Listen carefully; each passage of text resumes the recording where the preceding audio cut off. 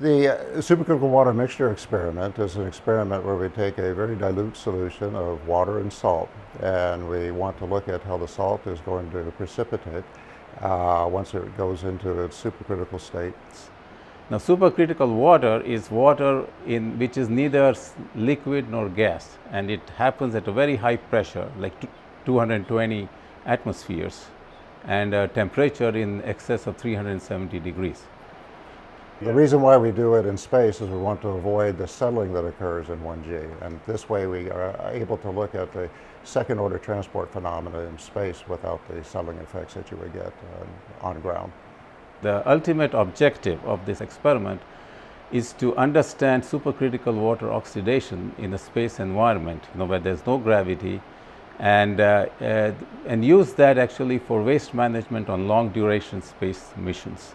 This technology is ideal for the NASA exploration program because it allows us to treat just about any kind of wet waste stream that you would encounter on an extended mission, where you have to use every resource or reclaim every resource that you bring up to sustain life.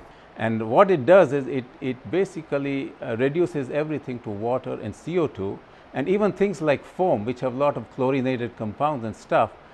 Either they dissolve and they do not release chlorine and those type of things in this process. It dissolves all of those chloride compounds either into salts or into weak acids, which can be treated very easily.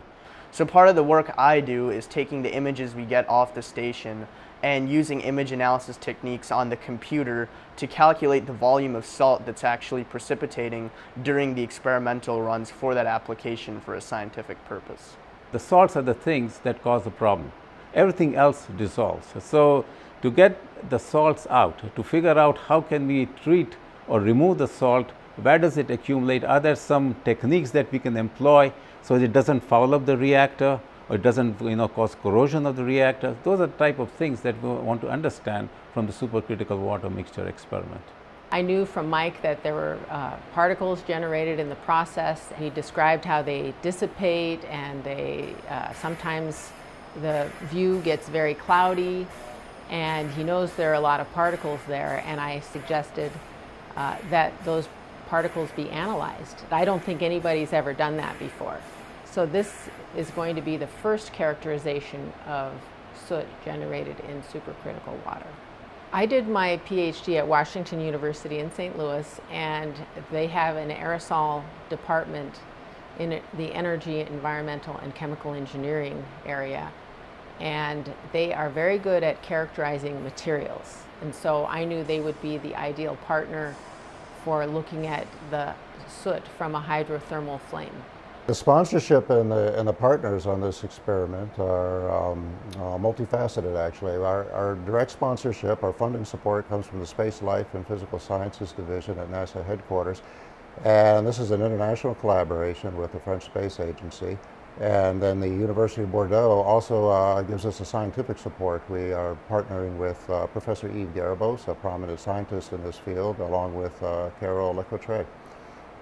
Now, for long duration space missions, we are running like a mission to Mars is like 1,000 days minimum, So the amount of waste that, crew of 4 or 6 astronauts is going to generate is tremendous. Now, there are planetary protection regulations and so forth. We can't just dump the waste on Mars and come back, so we have to treat it. And then it'll be very useful to recycle it so that, we can, reuse and reduce the amount of supplies that we take up.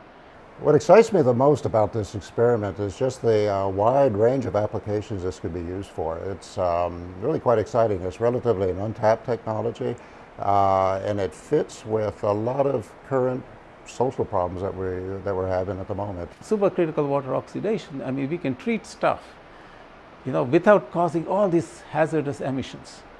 Everything is, comes out either as, water or CO2, which can be sequestered, or it comes out as salts or weak acids, which we can treat very easily. And so it just reduces the amount of pollution that we are going to look at.